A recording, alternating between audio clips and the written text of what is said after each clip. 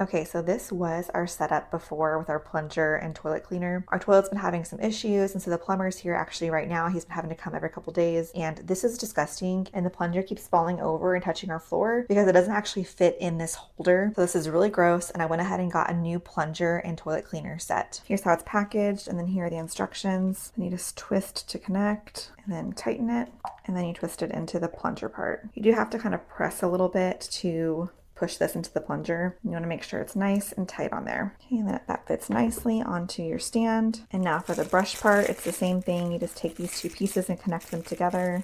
So A into B and twist.